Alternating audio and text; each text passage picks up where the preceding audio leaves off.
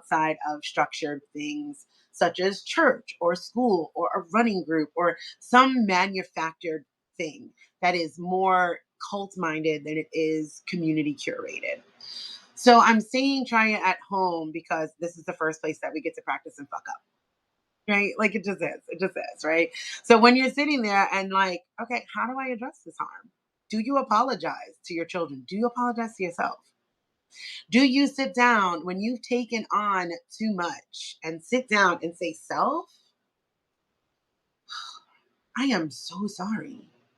That was way more than I needed to take, right? I bit off way more than we could chew together. Like, and I apologize for that.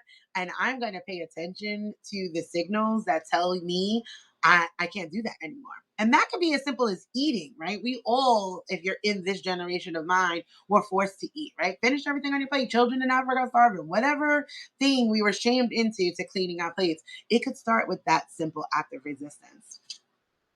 I'm full and I'm going to listen to my body.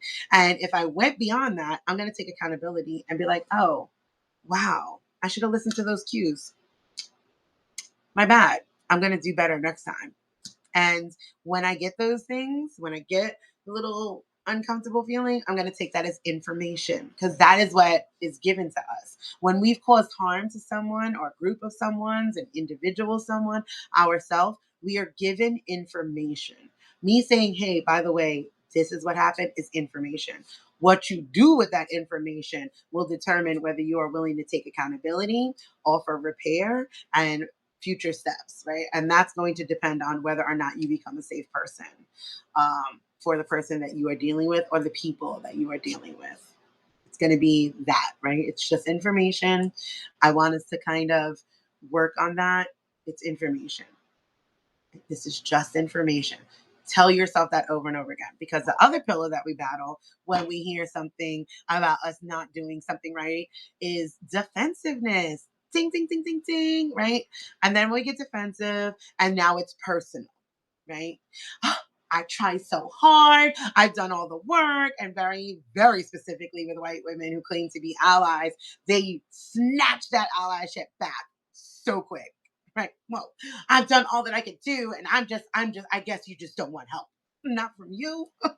I sure don't, because you are unsafe, because you cannot hear that, hey, what you did was not okay. You're not safe for me because you're not safe for you. Because if that is your metric, you are unsafe to yourself. Your activism is active self harm because you're not in it for actual change. You're not in it for liberation. You're in it for another thing to do to be a part of. It's your cult mentality, and you're now approaching activism with colonized mindset. And that is not safe. I don't want your assistance. Honey, go sit down and figure out what's going on in your life